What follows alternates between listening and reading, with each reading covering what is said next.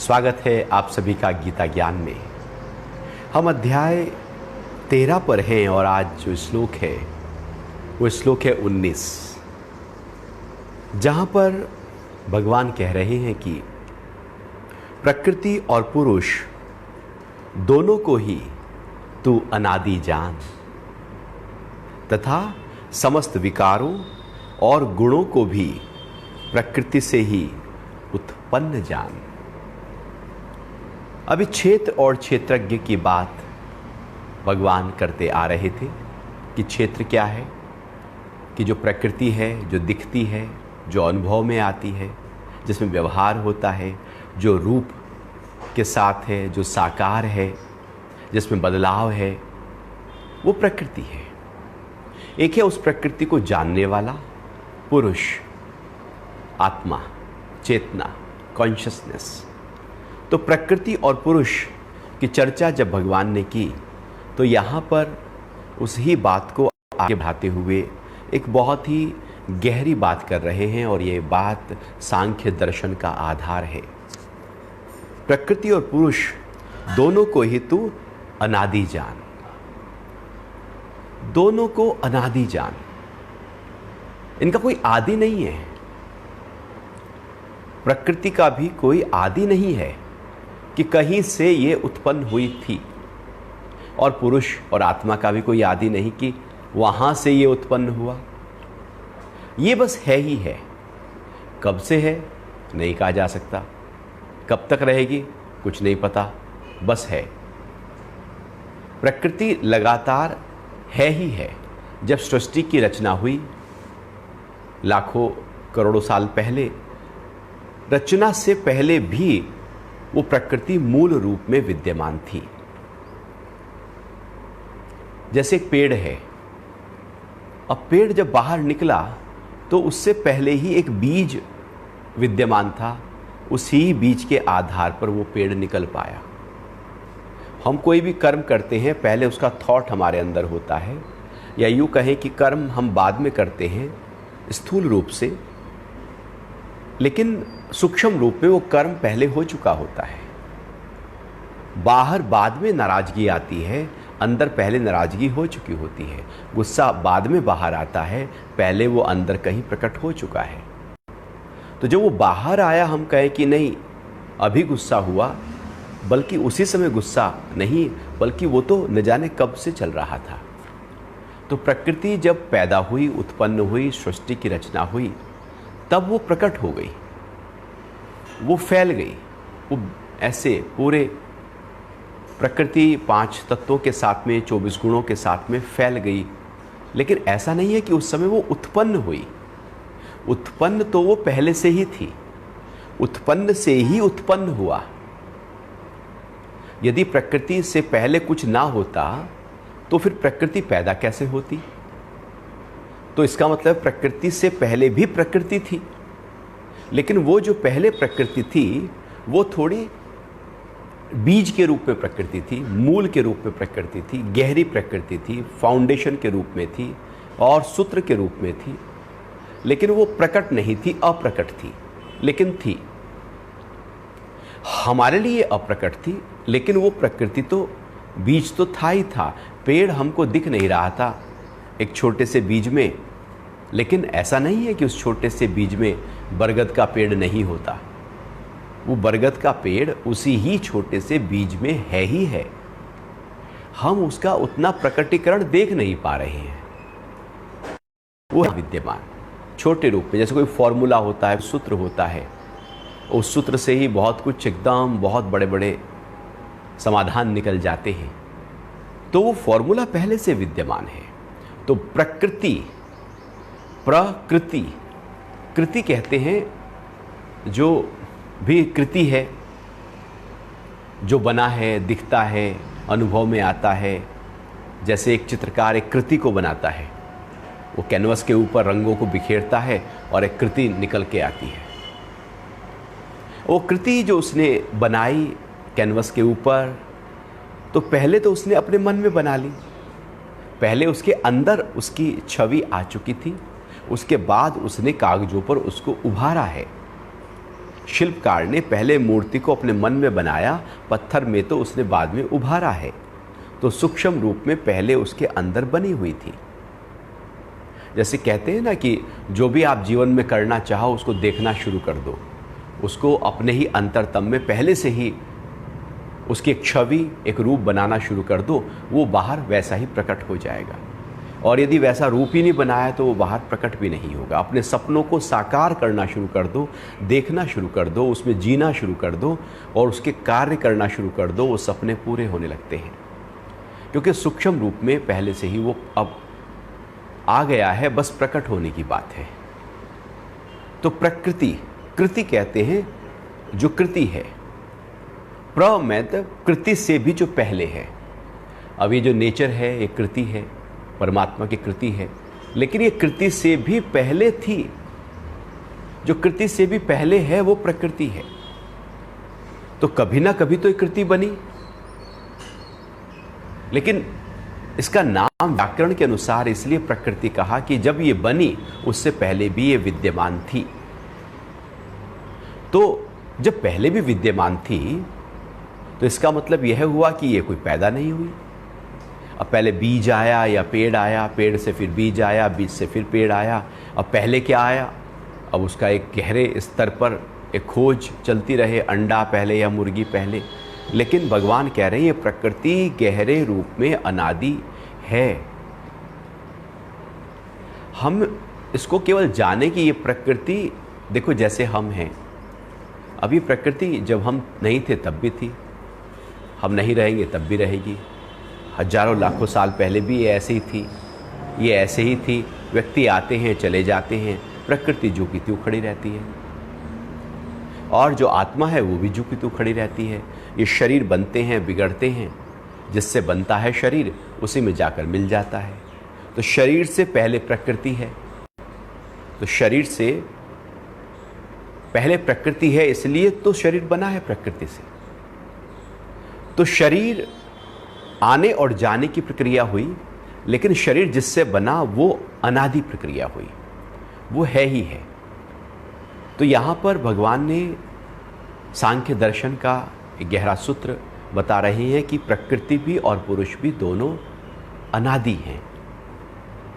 जैसे आत्मा है वो भी कभी उत्पन्न थोड़ी हुआ है, यदि उत्पन्न हुआ होता तो फिर कभी ना कभी मरता भी। जो पैदा होता है वो मर जाता है। प्रकृति भी यदि उत्पन्न होती तो मर जाती, जबकि प्रकृति उत्पन्न, मूल प्रकृति से प्रकृति बनी और फिर वो प्रकृति अपनी मूल प्रकृति में जाकर फिर विलीन हो जाएगी, लेकिन रहेगी प्रकृति में। मूल प्रकृति जो की त्यों रहेगी ही रहेगी। तो मूल प्रकृति भी अनादि है और पुरुष भी अनादि है। हाँ, जो प्रकट होता है उस प्रकटीकरण में बदलाव होता चला जाता है। जैसे आप समुद्र में देखते हैं ना, आप बैठ जाओ समुद्र के किनारे तो वहाँ पे लहरें आती हैं जाती हैं, लहरें आती हैं जाती हैं। लहरें पानी से बनती हैं और वो पानी तो जो का त्यों है, बस लहरें ही अदल बदल रही हैं, छोटी बड़ी मोटी गहरी लहरें ही आ रही हैं। लेकिन वो लहरें जो बदलाव कर रही हैं, इसका मतलब यह नहीं कि पानी बदल गया। पानी जो का त्यों है, बस लहरें ही तो बदली। ऐसे ही ये मूल प्रकृति जो की त्यों है, उस प्रकृति में जो भी कुछ उत्पन्न हुआ, ये शरीर उत्पन्न हुआ, पेड़ पौधे पहाड़ नदी नाले, इसमें सब में परिवर्तन लहरों की तरह होता चला जाएगा। और ये प्रकृति जो की त्यों, जैसे समुद्र का जल जो का त्यों है, वैसे ये प्रकृति जो की त्यों रहेगी। तो ये प्रकृति अनादि है, ये पुरुष अनादि है। पुरुष मतलब उसको जानने वाला। कोई तो जानेगा ना प्रकृति को। जब व्यक्ति मुर्दा हो जाता है तो वो प्रकृति को जान नहीं पाता ना, वो जानने वाला कहीं ख़त्म हो जाता है। अब वो सामने चीज़ें हैं, पेड़ सामने पड़ा हो, घर पड़ा हो, घर वाले हों, लेकिन वो जानने वाला जो था, जो जान सकता था कि ये है, ये सुख है, ये दुख है, ये मेरा नहीं है, वो जानने वाला कहीं डिस्कनेक्ट हो जाता है। तो प्रकृति होते हुए भी प्रकृति को फिर जान नहीं पाते। तो प्रकृति भी चाहिए जिसको जाना जाए, और वो भी चाहिए जो जाने। तो जानने वाला भी चाहिए और जिसको जाना जा रहा है वो भी चाहिए। और यहाँ पर कहा जा रहा है कि दोनों ही अनादि हैं, इनका कोई आदि नहीं है तो इनका कोई अंत नहीं है। फिर आगे, तथा समस्त विकारों और गुणों को भी प्रकृति से ही उत्पन्न जान। अब जितने विकार हैं, अब प्रकृति में जो विकार पैदा होते हैं 24 तत्व हैं, और फिर गुण हैं, 3 गुण हैं, सत्व रज तम, जिनसे पूरी सृष्टि की रचना हो गई। ये जो समस्त विकार हैं और गुण हैं, ये प्रकृति का हिस्सा हैं, प्रकृति से उत्पन्न हैं। मूल प्रकृति से प्रकृति पैदा हुई। विकृति का मतलब होता है प्रकृति से जब अगला स्टेप बना तो उसको विकृति कहलाएंगे। मूल प्रकृति विकृति नहीं है, क्योंकि वो किसी से नहीं बनी, वो शुद्ध है, प्योर है। उसके बाद उसमें कोई चेंज, उसका फॉर्म चेंज नहीं हुआ। तो मूल प्रकृति से प्रकृति बनी, प्रकृति से फिर विकृति, महत बना, महत से फिर अहंकार बना, अहंकार से इंद्रियां बनी। इस तरह से वो विकृति होती चली गई। लेकिन बना ये सब प्रकृति से। और 3 गुण हैं, सत्व है, रज है, तम है। 3 गुण ऐसे हैं जैसे रस्सी के 3 लपेटे हों और उनको बांटा जाए, अच्छी तरह से लपेटा जाए और फिर रस्सी मजबूत बनकर आ जाती है। तो 3 डोरियों की रस्सी बनती है। ऐसे ही ये सत्व रज तम 3 गुणों से पूरी प्रकृति बनी है और प्रकृति का संचालन हो रहा है। एक भी डोरी कमजोर नहीं हो सकती इसकी, जो कि त्यों तीनों गुणों की विषमताएं यहाँ पर जो कि त्यों, कभी सत्व गुण ऊपर आएगा, कभी रजगुण ऊपर आएगा, कभी तम गुण ऊपर आएगा। इस तरह से ये 3 गुण प्रकृति से ही उत्पन्न हुए हैं। फिर आगे 20वें श्लोक में अध्याय 13 के भगवान कह रहे हैं कि प्रकृति कार्य और कारण उत्पन्न करने से हेतु कही जाती है, और पुरुष जो जीवात्मा है सुख दुखों के भोक्ता में हेतु कहा जाता है। प्रकृति कार्य और कारण उत्पन्न करने में, अब एक होता है कार्य, एक होता है उसका कारण। कार्य और एक कारण है, और फिर एक माध्यम है वो जो कार्य करने का। अब कोई भी हम कार्य करते हैं, हमें कहीं जाना है, तो आपको कहीं जाना है तो आपको अपने पैरों का प्रयोग करना पड़ेगा, हाथों का प्रयोग करना पड़ेगा, आंखों का प्रयोग करना पड़ेगा। ये सब करण हैं, ये माध्यम हैं, ये इंद्रियां हैं, इंद्रियों को करण कहते हैं। और फिर जो कहीं जाना है उसके पीछे भी आपके अंदर एक भाव है कि मुझे इसलिए जाना है। तो जो भी कार्य होता है और कार्य जिससे पूरा होता है, जो भी एक्टिविटी है, जो भी एक्शन है, जो भी गति हो रही है, जो भी कार्य कारण है, वो प्रकृति से होता है। उसका आधार प्रकृति है। क्योंकि प्रकृति में तो जाओगे आप, प्रकृति में ही सारी गति करोगे, प्रकृति से ही होगा, प्रकृति से ही उठेगा भाव, और प्रकृति द्वारा ही उसका कारण पैदा होगा और प्रकृति में उसको पूरा करेंगे। सब कुछ जैसे एक बुलबुला है, वो पानी से बना, पानी में ही बुलबुला उठा और फिर जाकर पानी में ही फूट गया, पानी में ही सब कुछ हुआ। तो उसका जो बुलबुला है, उसका जो कार्य कारण है, वो सब पानी का हिस्सा है, पानी से अलग बुलबुला होता नहीं। तो ऐसे ही प्रकृति भी जो कार्य और कारण हैं, इन दोनों की कही गई है, कारण कही गई है, इनका आधार कही गई है। तो हमारे जितने भी कार्य हैं, जो भी हम कार्य करते हैं, उनका जो आधार है वो प्रकृति है। यदि प्रकृति ना हो तो व्यक्ति क्या कार्य करे? कर ही नहीं सकता।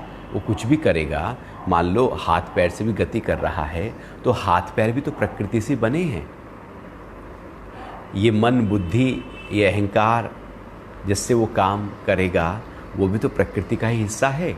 ये हाथ पैर आँख नाक सारी इंद्रियां प्रकृति का ही तो हिस्सा हैं। और फिर जहाँ पर आँख देखेगी, कान सुनेगा, हाथ पैर व्यवहार करेंगे, आएंगे जाएंगे, वो सब प्रकृति का ही तो हिस्सा है। प्रकृति से ही प्रकृति में गति की जाती है ना। तो कारण तो सब कुछ कार्यों का प्रकृति हो गया। तो जब प्रकृति ही कारण है तो इसका मतलब है कि प्रकृति फिर बड़ी महत्वपूर्ण हो गई हमारे लिए। अब महत्वपूर्ण होना और उसी में ही अटक जाना, दो अलग अलग बातें हैं। कोई चीज़ बहुत महत्वपूर्ण है और हम जो चीज़ महत्वपूर्ण है उसमें अटक गए। मान लो आपके लिए आपकी कार, आपका स्कूटर, आपकी बाइक बहुत महत्वपूर्ण है, सबके लिए है, चूँकि वो एक स्थान से हमें दूसरे स्थान पर लेकर जाती है। तो कार इतनी महत्वपूर्ण थोड़ी है कि रात को भी आप उसी में सोओगे, उसी में ही बस सब कुछ करोगे, आप कार से निकलोगे ही नहीं।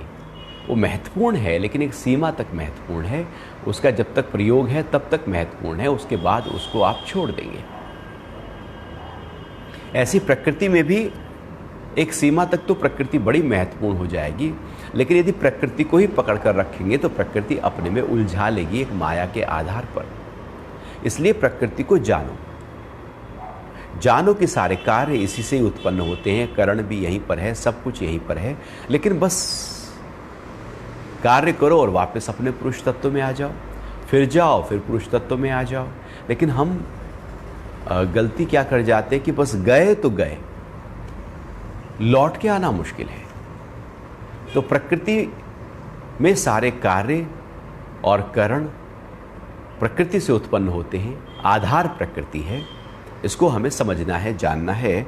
और भगवान फिर आगे कह रहे हैं कि जो सुख और दुख का भोक्ता है वो पुरुष है। अब ये जो प्रकृति है इसमें सुख भी है, दुख भी है। अब प्रकृति को नहीं पता कि वो सुख है या दुख है। अब जैसे एक आंगन में फूल लगा हुआ है, गुलाब का फूल है, वाह क्या फूल, कलियां खिली हुई हैं, एकदम रंग बिरंगे गुलाब लगे हुए हैं। अब हमको बहुत सुख लग रहा है देखकर, बहुत अच्छा लग रहा है। लेकिन थोड़ी देर में आप देखते हैं कि अरे एक कुत्ता घूमता घूमता आया, उसने टांग उठाई, सुसु किया गुलाब के ऊपर और चल दिया। आप देखते रह गए, आप कहने लगे अरे इतना अच्छा फूल था और ये तो सुसु करके चला गया। अब कुत्ते के लिए वो अच्छा नहीं है, अच्छापन मैंने उसमें डाला फूल में। फूल से पूछो भाई तू अच्छा है, फूल कहेगा फूल मैं तो खिल रहा हूँ। अच्छा या बुरा कोई चीज़ नहीं होती, प्रकृति ना अच्छी है ना बुरी है, कोई पेड़ ना अच्छा है ना बुरा है। और पीपल आपके घर की छत पे लग जाए तो आपके लिए बुरा हो जाता है, कहीं दूर बाहर हो तो आपके लिए अच्छा है। आपके अनुकूल हो तो सब अच्छा है, आपके प्रतिकूल घट जाए तो बुरा है। अब आपने देखा कुत्ता तो टांग उठाकर सुसु करके चला गया, अब कुत्ते के लिए तो वो अच्छा नहीं है। अब आप बैठे रहे, वाह फूल को निहार रहे थे, उसकी सुंदरता का बखान कर रहे थे। थोड़ी देर में गाय आती है, अब गाय फूल को खा जाती है। या मोर आता है, मोर भी उन पत्तियों खा जाता है। अब आप कहोगे अरे इतना अच्छा फूल था, ये तो गाय इसको खा गई। तो गाय के लिए वो फूल, मोर के लिए वो फूल, कुत्ते के लिए वो फूल, जो आपके लिए प्रिय है वो उसके लिए प्रिय नहीं है, क्योंकि एक्चुअली वो कुछ है नहीं, वो तो जो का त्यों खिला हुआ है। हमने कहा प्रिय, तो उस अच्छापन मैंने डाला, रस मैंने डाला। वस्तुओं में रस होता नहीं है, हम अपना रस डाल देते हैं किसी भी चीज़ में। जिसमें हम अपना रस डालते हैं वो चीज़ आपको प्रिय लगने लगती है, अच्छी लगने लगती है, सुखद हो जाती है। और जहाँ से आप अपना रस निकाल लेते हो वो दुखद हो जाती है। इसलिए कोई व्यक्ति कभी एक सीमा तक वो आपके लिए बहुत ही हितैषी है और उसके बाद में यदि वो आपके अनुकूल काम नहीं कर रहा है तो वही आपका दुश्मन बन जाता है। खाने की प्लेट सामने लगी हुई थी और आप खाना खा रहे थे, बहुत अच्छी तरह से मुंह में रस भी आ रहा था, चूँकि सारे व्यंजन आपकी पसंद के बनाए गए थे, तो बहुत रस आप ले रहे थे, आ रहा था। इतनी देर में ही आपको पता लगता है कि अरे ऐसे ऐसे ऐसे अपने परिचित को एक कोरोना हो गया है और सीरियस कंडीशन है। तो आपका जो मुंह में स्वाद था, रस था, वो ख़त्म हो जाएगा। वो जो रस अंदर से था वो पता नहीं कहाँ चला गया। अच्छा खाना तो जो का त्यों रखा है, व्यंजन भी वही है, ये थोड़ी कि आपकी थाली में कुछ सब्जियां अदल बदल कर दी गई। जू का त्यों खाना, अभी स्वाद, अभी मुख में पानी था, अभी नहीं है, क्योंकि उस खाने में स्वाद हमने डाला और हमने कहा ये बहुत अच्छा। और जैसे ही हमारा ध्यान किसी दुखद घटना पर गया, उस भोजन से वो जो स्वाद था हट गया और अब ध्यान कहीं और चला गया। तो रस मेरे भीतर था, मैंने रसदार बनाया उस भोजन को। तो वस्तुओं में रस नहीं होता, बाहर पदार्थ में नहीं, बल्कि वो तो भीतर है। और वो जो मेरे भीतर है उसको जानना है। वो जीवात्मा, वो पुरुष से होता है। सुख और दुख की अनुभूति हम व्यक्ति से होती है, इसलिए जीवित व्यक्ति ही सुख और दुख को अनुभव कर सकता है। इसलिए आँख खुली है, यदि गहरी नींद में है तो सुख और दुख को अनुभव नहीं कर सकता, क्योंकि उस समय जो चेतना है वो काफ़ी हद तक एकदम सुप्त अवस्था में चली गई है। तो वो बाहर सुखद दुखद होते हुए भी कुछ अनुभव नहीं कर पाएगा, क्योंकि अनुभव करता ही अवचेतन अवस्था में है या अचेतन अवस्था में है। तो सुख और दुख की अनुभूति हमसे होती है। तो बाहर सुख नहीं बना। अब आप कोई कहे कि नहीं, मेरे लिए तो दुनिया में ना दुख ही दुख है, जहाँ देखो दुख ही दुख है, पता नहीं भगवान ने मेरे लिए दुख क्यों बनाया। तो भगवान ने ना कोई दुख बनाया ना कोई सुख बनाया। प्रकृति में ना कोई दुख है ना कोई सुख है। आप कभी ढूंढना प्रकृति में दुख कहाँ है, आप ढूंढोगे कहीं दुख आपको मिलेगा नहीं। आप कहीं ढूंढने जाओगे सुख, तो सुख भी आपको मिलेगा नहीं, क्योंकि वो बाहर होता नहीं है। अच्छापन और बुरापन बाहर होता नहीं है, वो हमारे अंदर में कहीं गहरे स्तर पर अपनी परिभाषा हमने गढ़ी मढ़ी होती है।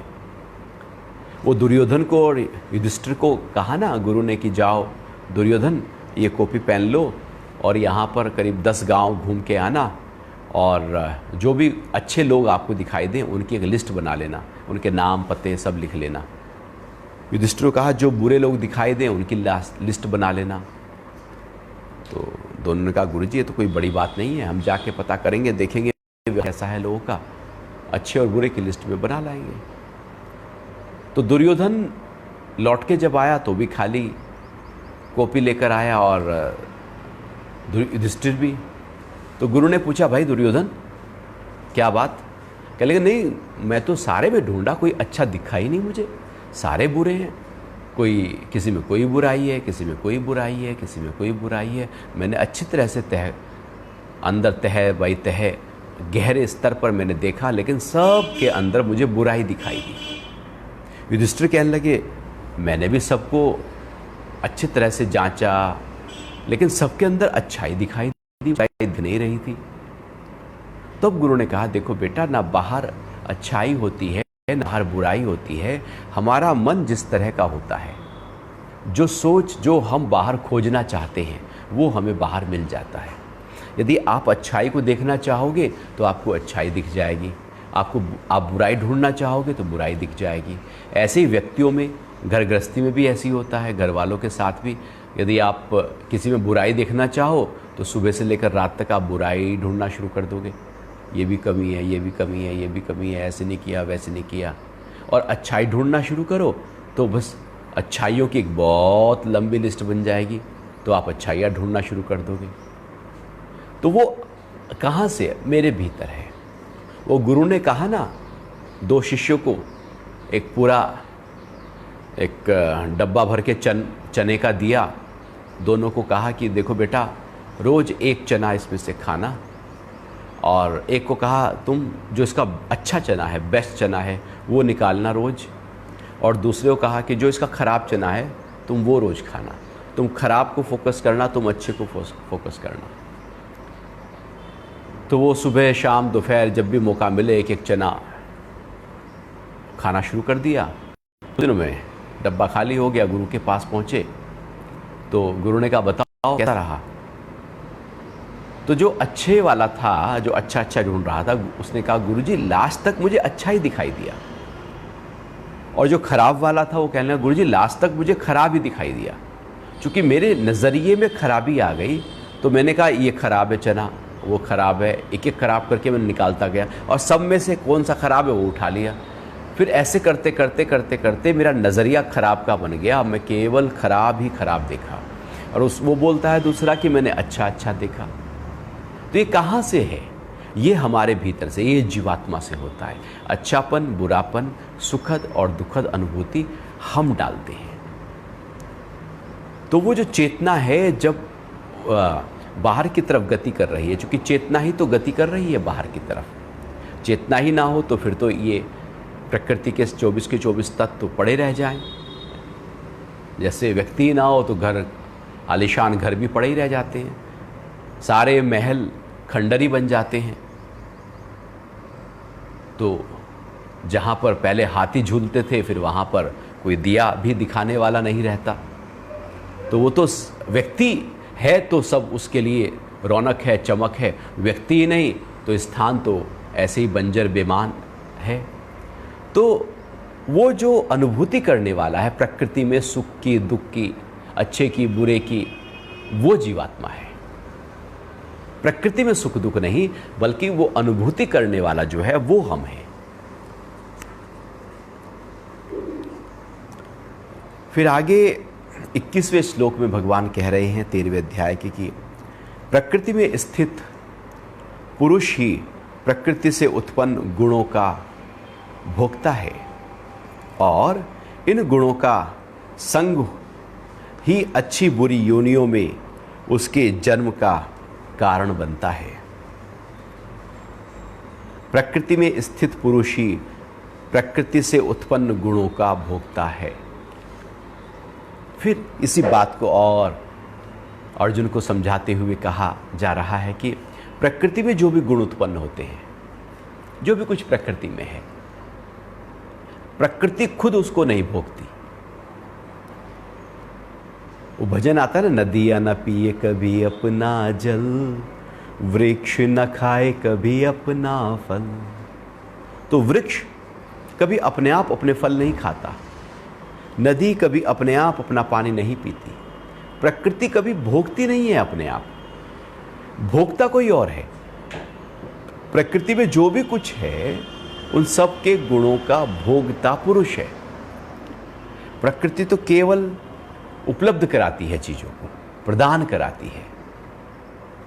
तो प्रकृति में स्थित जो पुरुष है वही प्रकृति के उत्पन्न हुए गुणों का भोक्ता है। अब जैसे शरीर है, अब शरीर में सुख है, दुख है, अच्छा है, बुरा है, बीमारी है, स्वास्थ्य है, कौन एंजॉय करता है? प्रकृति में सारे भोग भोगता है शरीर, कौन एंजॉय करता है? ये जो एंजॉय करने वाला है, ये जो आनंद लेने वाला है, वो पुरुष है। प्रकृति अपने आप में कोई भी एंजॉय नहीं करती, उपलब्ध कराती है, केवल उपलब्ध कराती है। तो वो जो एंजॉय करने वाला है बस वही बंधन की प्रक्रिया है। क्योंकि उसने एंजॉय किया, किस भाव से किया? सकाम भाव था, निष्काम भाव था, कौन से भाव के आधार पर व्यक्ति ने प्रकृति में अपने आप को बरता, उससे कर्मों का फल बनना शुरू हो जाता है। बरतने की प्रक्रिया कैसी हो रही है? प्रकृति तो है, जैसे कार तो है, अब आपने उसको कैसे चलाया? अब आपने बिल्कुल साफ सुथरे तरीके से चलाया तो कोई स्क्रैच नहीं आया, और आपने ऐसे ही बिल्कुल बेकार एकदम खराब ड्राइविंग की तो उसमें स्क्रैच आ जाएंगे। तो ऐसी शरीर है, सुबह से लेकर रात तक आपने उसको कैसे चलाया?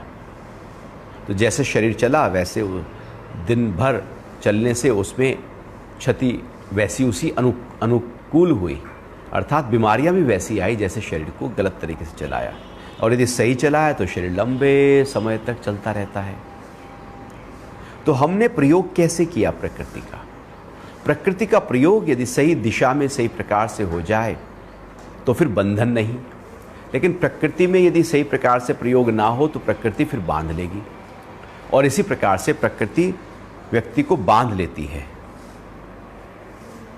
इसी बात को भगवान आगे कह रहे हैं, और इन गुणों का संग ही अच्छी बुरी योनियों में उसके जन्म का कारण बनता है। अब जन्म का कारण की बात कर रहे हैं। भगवान ने बात की प्रकृति की, भगवान ने बात की पुरुष की, भोगने की, लेकिन अब भोगने की क्रिया जो है वो कैसे हो रही है? उपयोग हो रहा है, उपभोग हो रहा है, हम उससे किनारा लेकर अपना कार्य करते हुए आगे बढ़ते जा रहे हैं या उसमें अटकते जा रहे हैं? प्रकृति में रहकर प्रकृति के इम्प्रेशंस हमारे चित्त पर पड़ रहे हैं या बिना इम्प्रेशंस के हम कार्य कर रहे हैं? अब जब हम काम करते हैं, चूंकि हम भोक्ता हो गए, हम सुख और दुख के भोक्ता हो गए, तो अब हम हिंसा भी कर रहे हैं, झूठ भी बोल रहे हैं, चोरी चकारी भी कर रहे हैं, काला बाजारी भी कर रहे हैं, तू मैं भी कर रहे हैं, क्रोध भी है, झल्लाहट भी है, द्वेष भी है, घृणा भी है, ये सब कुछ कर रहे हैं, दूसरों को कष्ट पहुंचा रहे हैं। चूँकि हम तो उसके अधिकारी हो गए ना, हम स्वतंत्र हैं, कुछ भी कर सकते हैं। जैसे हम बोलने में स्वतंत्र है, कुछ भी बोल सकते हो आप, लेकिन आपने जो बोला उसका असर फिर लौट के आएगा। आपने कुएं पे खड़े होकर तू बोला तो लौटकर तू आएगा, आप बोला तो आप आएगा। अब ये पूरी प्रकृति इकोसिस्टम है। जैसे इको होता है ना कि आप बोलोगे आ तो लौट के इको होता हुआ लौट के आएगा। जंगल में जैसे आवाज है, जंगल में इकोसिस्टम पूरा तरह से कार्य करता है कि वो बच्चा जा रहा था पढ़ने के लिए, तो जंगल से रोज निकल कर जाना होता, स्कूल पहुंचता। एक दिन उसे लगा कि शायद कोई है, तो वो थोड़ा डर सा गया। दोपहरी थी, गर्मी के दिन थे, तो उसे लगा शायद यहाँ भूत है। अब एक बार जब भूत का भाव आ गया अंदर, तो फिर वो भूत लगेगा। तो उसने बोला भूत, तो उधर से भी लौट के आवाज आई भूत। अब उसे लगा अरे मैंने भूत बोला, वहाँ से भूत आया, तो इसका मतलब भूत है। फिर इसने बोला भाग, तो वहाँ से भी लौट के आवाज़ आई भाग। अब ये तो बच्चा डर गया। अब डर गया तो ये दौड़ने लगा, तो दौड़ने के कदमों की आहट की आवाज़ लौटकर फिर इसको आने लगी। ये और डर गया, ये और तेज भागा, घर पहुँचा। घर जाकर माँ को कहा कि आज तो भूत के दर्शन हो गए, आज तो बड़ी मुसीबत हो गई, पता नहीं कैसे कैसे करके आज तो जान बचा के मैं अपना लौट के आया हूँ। तो माँ ने पूछा बेटा क्या हुआ? तो उसने ऐसे ऐसे बताया सारी बात। माँ समझ गई। माँ ने कहा तू आज जब कल जाएगा ना, तो तू वहाँ पर ऐसे जब तुझे लगेगा कुछ है तो कहना राम भगवान है। तो ऐसे ही हुआ। अगले दिन जब इसे लगा कि डर सा है, आवाज़ आहट सी है, कुछ सुसराहट है, तो इसने कहा भगवान है। तो वहाँ से भी आवाज़ आई भगवान है। क्योंकि वो पूरा जंगल जो है इकोसिस्टम की तरह कार्य कर रहा था उन दिनों। हो जाता है कई बार, लौट के वही आवाज़ें आने लगती हैं। तो इसको बड़ी सांत्वना मिली। तो माँ के पास लौटा, तो माँ ने कहा बेटा पूरी प्रकृति, पूरी सृष्टि इकोसिस्टम है, जो आप बोलते हो वही लौट कर आता है, यहाँ कुछ और नहीं है। तो प्रकृति में जो हम कर्म करते हैं वही लौटकर कर्म हमारे ऊपर आते हैं। और फिर अगर अच्छा करते हैं तो अच्छी योनियों को प्राप्त होते हैं, बुरा करते हैं बुरी योनियों को प्राप्त करते हैं। और हम जीवन भर मिक्स कर्म करते रहते हैं, कुछ अच्छे कुछ बुरे मिक्स कर्म हमारे रहते हैं। मिश्रित कर्म, इनको शुक्ल कृष्ण कर्म आगे भगवान बताते हैं, वो हम जीवन भर करते रहते हैं। कुछ अच्छे कर लिए, कुछ बुरे कर लिए, कुछ हिंसा का कर लिया, कभी प्रेम कर लिया, कभी नाराज हो गए, कभी पुचकारने लगे, कभी कृपण हो गए और कभी पूरे दानवीर की तरह हो गए, कभी इस पक्ष में चले गए, कभी उस पक्ष में चले गए। हमारा भी बेपैंदी के लोटे की तरह हम बहुत ही मिश्रित कर्म करते रहते हैं, चूँकि हमारे चित्त की अवस्था ही ऐसी है। और यही इसी कारण से नतीजा होता है कि हम जीवन भर बहुत सारे कर्मों को इकट्ठा कर लेते हैं। प्रकृति में आए थे प्रकृति को भोग लेने के लिए, लेकिन ऐसे भोगे कि उसका असर हम पर आ गया, कि ऐसे गए कीचड़ से कि सारा कीचड़ का असर हम पर आ गया, साइड से निकल कर नहीं गए। जैसे रास्ते में जा रहे हैं, गड्ढा आ गया तो साइड से होकर निकल जाते हो ना, तो गड्ढे में कीचड़ पड़ा था वो आपके कपड़ों पर नहीं आता। और रास्ते में जा रहे थे, गोबर पड़ा था और आपने देख केक एकदम काट दिया, आपने गोबर में पैर सना दिए, तो रास्ते में गोबर था, आपने ध्यान नहीं दिया, पैर सन गए और परेशान हो रहे हैं फिर, क्योंकि वो पैर तो गंदा हो गया। जब तक लौट के घर पे आकर चप्पल को आप धो नहीं लेंगे, गंदा रहेगा, और फिर जब घर में लौट के आएंगे तो घर भी गंदा करोगे। ठीक ऐसे ही हम प्रकृति में जब जाते हैं तो वहाँ पर जो भी कुछ है उसमें जाकर अपने आप को सान देते हैं। इसलिए सुखी, दुखी, कामी, लोभी, क्रोधी हो जाते हैं और उसका असर अपने ऊपर आरोपित कर लेते हैं, लेप लेते हैं, और फिर भगवान कह रहे हैं कि अच्छे और बुरे योनियों को प्राप्त होते रहते हैं। यही प्रक्रिया है जन्म, जन्म और उसके बाद फिर जन्म की। क्योंकि हम जो भी कुछ भोगते हैं, आप कभी देखना, कुछ आपको मिला अच्छा, प्रारब्ध से कुछ आया, आपके जीवन में बहुत कुछ अच्छा घटा, तो वहीं पर अहंकार कर लोगे। उसको एज इट इज देखो ना, जो का त्यों देखो ना। कबीर कहते हैं कि जू की त्यों धर दीनी, चदरिया भीनी रे भीनी। जैसी थी वैसी रख दी, मैंने कुछ किया नहीं उसके साथ में। जैसी मिली प्रकृति, उसको वैसा एज इट इज, उसमें कुछ भी रद्दो बदल नहीं किया, कोई आसक्ति नहीं की, कोई अहंकार नहीं किया, कोई उससे मैंने दूर नहीं भागा, कोई उसकी तरफ नहीं भागा, जैसी थी वैसी। तो प्रकृति जैसी है उसको यदि वैसे का वैसा ही आप रहने दो तो कर्मों का असर आप पर नहीं आएगा। या यूँ कहें कि जन्म मृत्यु की सिलसिला हमने शुरू नहीं किया। लेकिन जब हमने जू की त्यों नहीं रखी, ध्रुव प्रहलाद सुदामा ने ओढ़ी, ज्यों की त्यों धर दीनी, चदरिया भीनी रे भीनी। तो प्रकृति को ज्यों की त्यों धरने की एक आर्ट है, कबीर वो सिखा रहे हैं इस भजन में। लेकिन हम क्या करते हैं, हम तो जू की त्यों कहाँ धरते हैं, हम तो उसे काट देते हैं, फाड़ देते हैं। हमें कोई कुछ अच्छा प्रकृति से मिल जाए, प्रारब्ध से मिल जाए, किसी भी रूप में कुछ अच्छा मिल जाए, उसमें हमारा अहंकार में चार चांद लग जाते हैं। हम अपने कुछ विशेष मानने लगते हैं। थोड़ा सा कुछ मिला नहीं हमें, और जैसे वो बंदर को मिली अदरक की गांठ, और वो समझने लगा मैं पंसारी की दुकान खोल लेता हूँ, तो पंसारी बन के बैठ गया। थोड़ा सा प्रारब्ध से कुछ आया नहीं, कर्म का फल कुछ आया नहीं, और हमने अहंकार में अपने आप को इतना बड़ा कर दिया कि मेरे से बड़ा कोई नहीं। तो हुआ, भगवान यहाँ कह रहे हैं आप बंध गए, अच्छी और बुरी योनि में बंध गए, अच्छे और बुरे कर्म से बंध गए, उसका इंप्रेशंस आपके ऊपर आ गया, उसका असर आ गया, और फिर निकलना मुश्किल है, बड़ा मुश्किल हो जाता है। व्यक्ति शुरू में सोचता है कि अरे धन कमा लूँ, थोड़ा सा व्यापार बढ़ जाए तो बहुत अच्छा होगा, और थोड़ा धन आ जाएगा तो फिर बड़े आराम से निकल भी जाएंगे, क्योंकि धन आ चुका होगा। व्यक्ति व्यापार को बढ़ाना शुरू करता है, धन भी आना शुरू होता है। एक समय ऐसा आता है कि उसे निकलना चाहता है लेकिन निकल नहीं पाता, क्योंकि वो ऐसे उलझता है, उसे लगता है कि ये तो बिना इसको पूरा किए कैसे निकलूं। चक्रव्यूह की तरह व्यक्ति उलझ जाता है माया में, उससे निकलना बहुत मुश्किल है। और उसे लगता है कि ये चक्रव्यूह नहीं है, ये वास्तविकता है, करना तो पड़ेगा ना, काम तो है ही ना। लेकिन वो बंधन ऐसा है, उससे निकलना मुश्किल है। जबकि आर्ट हो कि आप अपनी इच्छा से एंटर कर जाओ और इच्छा से लौट आओ, आप मालिक बन जाओ, प्रकृति मालिक ना बने हमारी। तो प्रकृति उलझा नहीं सकती, पकड़ नहीं सकती, क्योंकि हम मालिक हैं। जब चाहें अंदर चले गए, कर्मों में चले गए, और जब चाहें लौटकर बाहर आ गए। अब कर्म का प्रभाव हम पर नहीं है।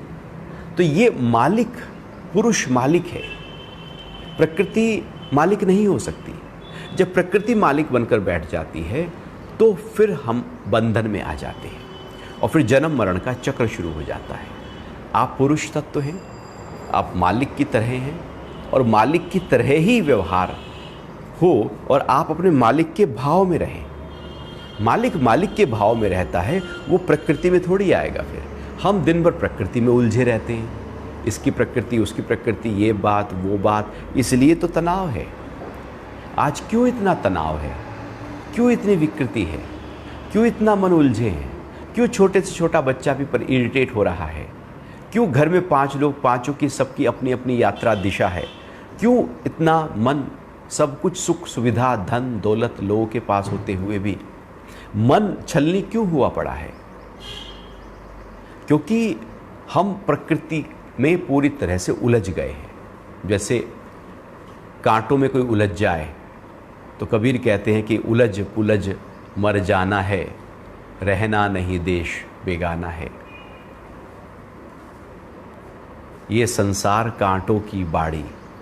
तो ये जैसे कांटे, जब आप कभी बेरी के पेड़ पे कभी बेर आपने तोड़े हों, हमने तो बचपन में बहुत तोड़े हैं, तो कपड़े में ना उलझ जाते हैं वो, उसके जो कांटे होते हैं। अब आप एक जगह से निकालो तो दूसरी जगह वो कांटा पकड़ लेगा, दूसरी जगह से निकालो तीसरी जगह पकड़ लेगा। बड़ा मुश्किल होता है बेरी के पेड़ों से अपने आप को निकाल लाना, क्योंकि वो झाड़ियाँ होती हैं पूरी, वो कपड़े ही फट जाते हैं। माया भी कुछ ऐसे ही है, हमें लगता है कि निकल जाएंगे लेकिन और उलझ जाते हैं। दलदल की तरह जैसे व्यक्ति कोशिश करता है कि ऊपर आ जाऊं, तो जितनी कोशिश करता है, जितने हाथ पैर मारता है बाहर निकल जाने के, वो उतना और अंदर धंसता चला जाता है। तो भगवान कह रहे हैं कि इन गुणों का संग ही अच्छी बुरी योनियों में उसके जन्म का कारण बनता है। अब जन्मों का कारण कहाँ है? हमारा द्वारा जो प्रकृति में व्यवहार था उससे हमारे नए जन्म बनेंगे। अब हमारा व्यवहार क्या है प्रकृति में, किस तरह से हम लेकर चल रहे हैं? हमारा दिन भर सुबह से लेकर रात तक अपने वालों से, अपने व्यापार से, परिवार से बाहर व्यवहार कैसा है? मन में चिंतन की क्रिया क्या है हमारी? क्योंकि यही है आधार हमारे नए जन्म का। जैसा आप करोगे वैसे जन्म आएंगे। तो अब कोई भी जन्म, कोई भी योनि, कोई भी हमारे जीवन के साथ में कुछ भी घटता है, उसका कारण कोई और नहीं है। पति के साथ जो घटा उसका कारण पत्नी नहीं, पत्नी के साथ जो घटा उसका कारण पति नहीं। यहाँ सब के अपने अपने कर्मों के कारण हैं। जो किया था वो फल भोग रहा है, लेकिन उसका असर उसके आसपास के और लोगों तक होने लगता है। जैसे आग जलती है तो उसकी जो अग्नि है, गर्माहट है, वो दूर दूर तक होने लगती है। तो व्यक्ति यदि घर में कोई मुखिया है, कोई बड़ा है, वो गलत कार्य करता है तो उसका असर फिर परिवार के और लोगों तक भी प्रभाव आने लगता है। इसलिए बड़ा महत्वपूर्ण हो जाता है कि व्यक्ति, चूँकि एक सामाजिक प्राणी है, उसका एक परिवार है, तो ऐसे कोई कार्य ना करे जिससे उसका कार्य का असर उसके और परिवार तक आने लगे। भोगेगा वो अकेला, लेकिन असर तो आ सकता है ना। तो हम भी प्रकृति में रहें, ऐसे रहें कि जन्म मरण के कारण हम पैदा ना कर लें, ऐसे रहें कि मुक्ति के कारण पैदा कर लें। प्रकृति मुक्ति का कारण भी बन सकती है और बंधन का कारण भी बन सकती है। इसलिए उपनिषद में कहा है कि मन एव मनुष्याणाम कारणम बंध मोक्ष। हमारा जो मन है ना, ये बंधन का कारण भी है, मुक्ति का कारण भी है। मन प्रकृति से बना है, तो प्रकृति बंधन का कारण भी है, मुक्ति का कारण भी है। यदि वृत्तियां क्लिष्ट उठ रही हैं, बांधने वाली उठ रही हैं, तो फिर बंधन का कारण है। और वृत्तियां यदि अक्लिष्ट उठ रही हैं तो फिर वो मुक्ति का कारण है। प्रकृति जो कि त्यों है, उसे ना तुम्हारी मुक्ति का पता है ना बंधन का पता है। हमारा उसके प्रति जो व्यवहार है उससे तय होता है कि हम बंधेंगे या मुक्त होंगे, या कौन सा जन्म मिलेगा। ये हम स्वतंत्र हैं, अपनी मुक्ति के लिए भी और अपने बंधन के लिए भी। तो भगवान ने यहाँ पर इन 3 श्लोकों में गहरे स्तर पर बता दिया कि आप ही हैं कारण और कोई कारण नहीं, और आप ही हैं अपने उस मुक्ति पथ पर आगे बढ़ जाने के लिए कि प्रकृति में रहो, ऐसे रहो कि प्रकृति का असर आप पर ना हो। माया में रहो, ऐसे रहो कि माया का असर ना हो।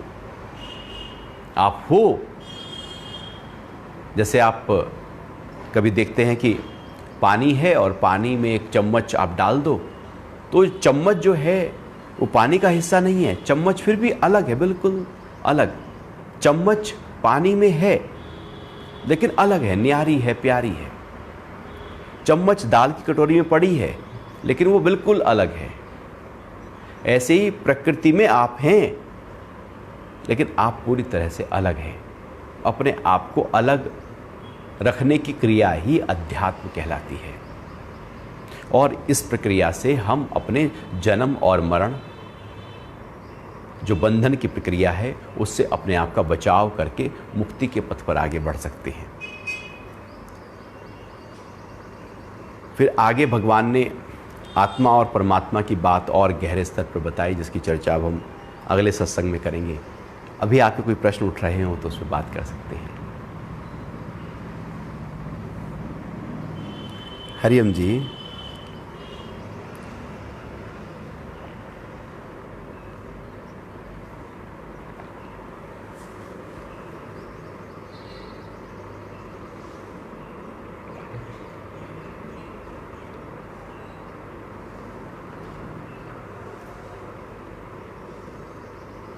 टीनेज में जो गलत कर्म है उनको कैसे ठीक किया जाए?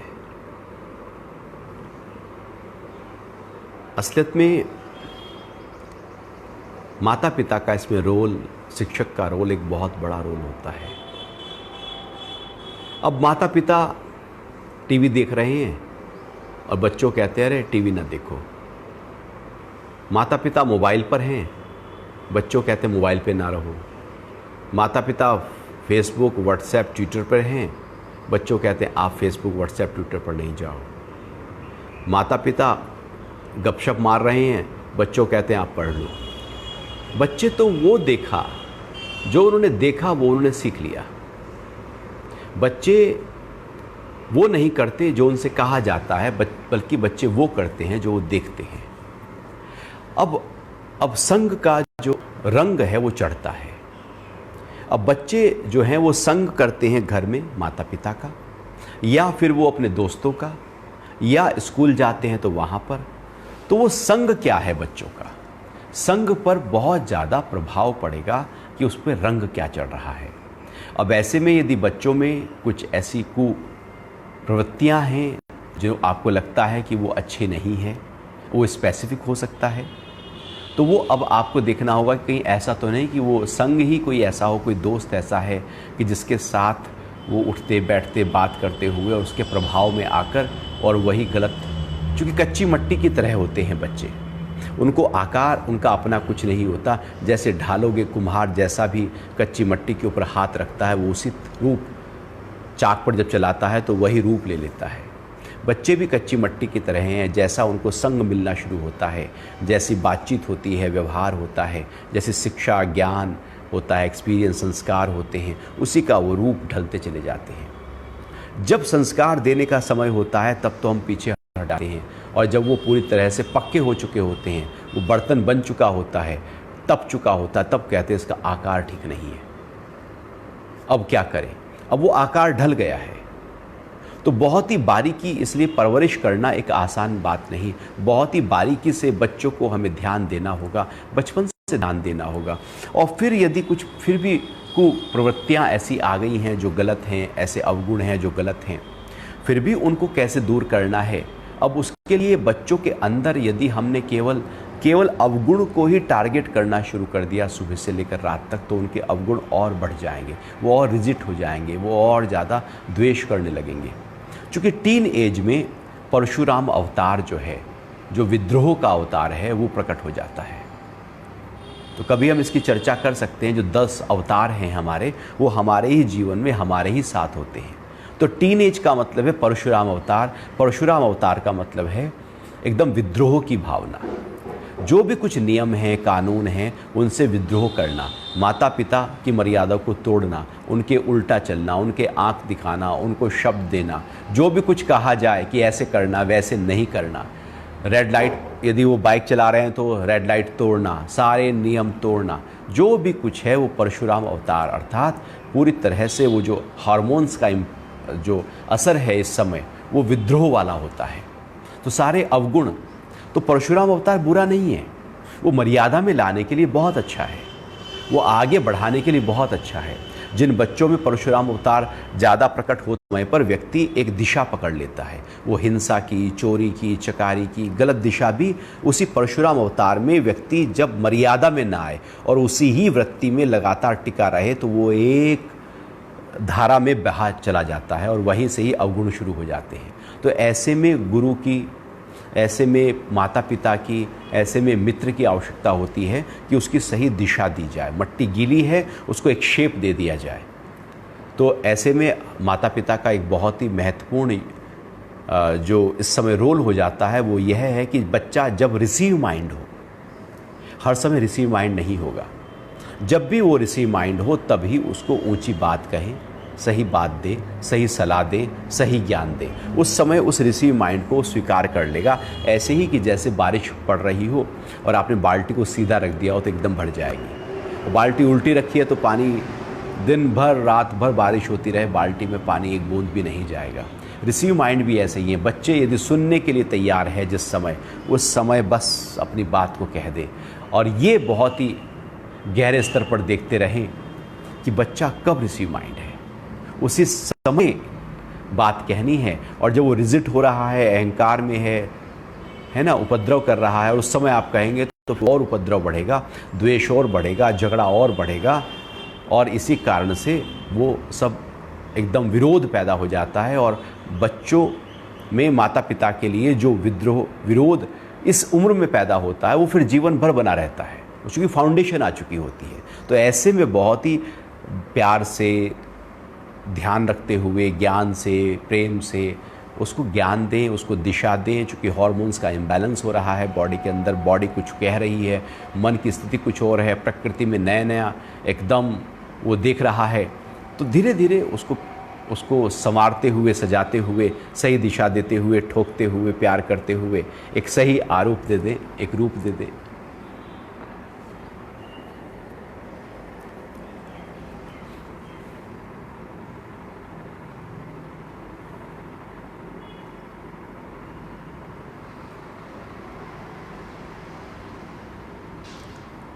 जब कुम्हार देखता है कि माटी जो है वो सही रूप नहीं ले रही है तो थपथपाता है, वो अंदर से भी थपथपाता है। उसका थपथपाना मट्टी को तोड़ने की प्रक्रिया नहीं, उस बर्तन को तोड़ने की प्रक्रिया नहीं, बल्कि उसका थपथपाना उस मट्टी को सही दिशा देने की प्रक्रिया है, रूप सही देने की प्रक्रिया है, उसको और सुंदर बनाने की प्रक्रिया है। तो माता पिता की थपथपाहट, लेकिन कुम्हार की थपथपाहट के अनुसार ही हमारी थपथपाहट हो। कुम्हार यदि ज़्यादा जोर से मार देगा तो मट्टी बिखर जाएगी। अब वो कितना मारना है, कब मारना है नहीं मारना है, और उसका आधार क्या है। प्रेम के आधार पर जब बच्चों को डांटा जाए तो बच्चे भी प्रेम को पकड़ेंगे, डांट को नहीं पकड़ेंगे, द्वेष पैदा नहीं होगा।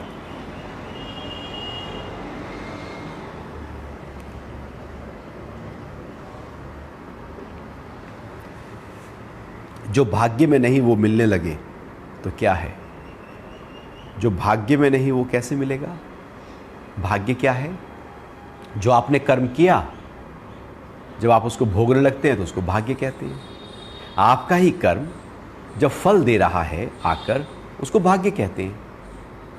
और वो आपने जो किया था, हो सकता है कि इस जन्म में किया, पहले कभी किया। बिना कर्मों का फल हमें भोगना पड़ेगा, कोई और तो भोगेगा नहीं।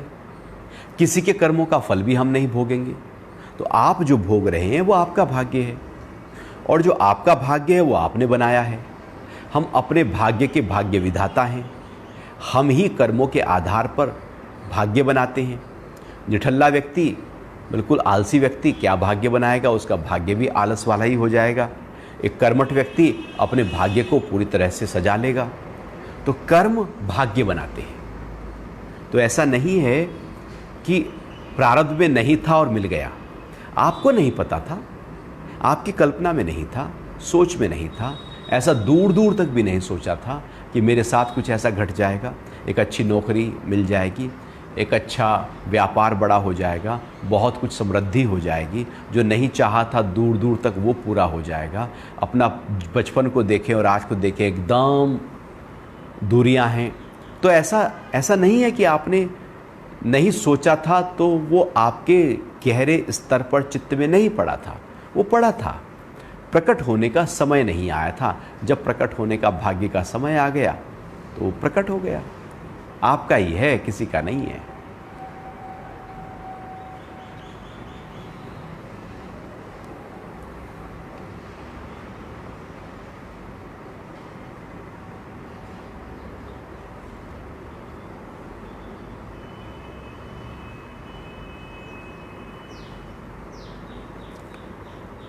ये समय जीने का समय है, ये समय सुरक्षा का समय है, ये समय साक्षी का समय है, ये समय ध्यान देने का समय है, ये समय अपने शरीर की वैल्यू करने का समय है।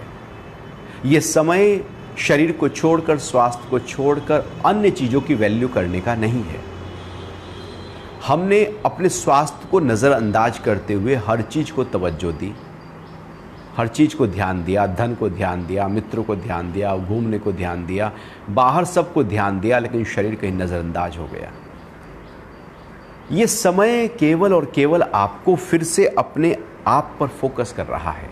वो कह रहा है कि ध्यान दो, अपने को सजाओ, संवारो, एकाग्र करो, एकांत में आओ, अपने को ध्यान दो और अपने को ध्यान इस प्रकार से दो कि उसकी और मजबूती बढ़े। और केवल अपने को ही नहीं, अपने आसपास के वातावरण को, अपने घर को, परिवार को ध्यान दो। वायरस को तो हम लेकर आते हैं ना, कुछ लापरवाहियां ही तो हैं हमारी। हम इतने लापरवाह, इतने बेप्रवाह क्यों हो जाएं? धन तो तभी शोभायमान होगा जब आपका तन स्वस्थ होगा। हम धन के पीछे भागते हैं, हमें बाहरी खाना खाना है, हमें कपड़े ही लाने हैं बाज़ार से, हमें घूमना ही है बाहर, हमें मॉल में जाना है, हमें पिक्चर जाना है, हम घर में कैसे रहें, हम तो बंद गए, हम तो बंधन में आ गए, हम तो जेल में हो गए। और फिर क्या करते हैं, व्यक्ति बाहर जाता है, कोरोना ले आता है, घर वालों को फैला देता है। ऐसा मन किस काम का जो आपको और तन को पूरी तरह से बिखेर दे और आपको मौत की तरफ ले जाए। क्यों ना अपने मन को सजाओ। ये समय मिला है एकांत के लिए। लोग तो न जाने जंगल में जाते थे, तपस्या करते थे एकांतवास के लिए। प्रकृति ने आपको घर घर में एकांत दे दिया, घर घर में गुफा दी है। कहा है कि बैठो, साधना करो, तपस्या करो, शरीर का ध्यान दो, अच्छा खाओ, अच्छी तरह से खाओ, पॉजिटिव रहो और ध्यान रखो अपना। तो कोरोना का काल चल रहा है, मैं तो यही कहूँगा कि जितना हो सके घर में रहो। सरकारें जो कार्य कर रही हैं, जितना कर सकती हैं वो अपने स्तर पर कर रही हैं, एजेंसीज जो कर रही हैं वो अपना स्तर पर कर रही हैं। हर व्यक्ति अपने अपने स्तर पर अच्छा कार्य कर रहा है। अब हमारा उसमें कितना सहयोग है, हम भी अपना पूर्णतया से सहयोग दें, क्योंकि ये बात जो है महत्वपूर्ण है, हमारे स्वास्थ्य के लिए है।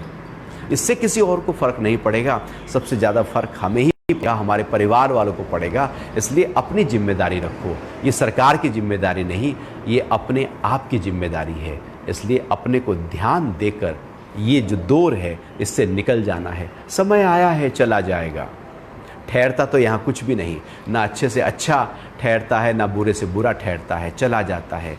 लेकिन पासिंग है, सब पासिंग थ्रू है। लेकिन फिर भी आप साक्षी हो जाना, आप बच जाना। वही बचेगा जो सुजाग होगा, जो अलर्ट होगा, जो जागरूक होगा, जिसने 360 डिग्री एंगल पर चारों तरफ से एरियल व्यू लिया होगा। अन्यथा जिसने लापरवाही की होगी वो उलझ जाएगा। हरि ओम।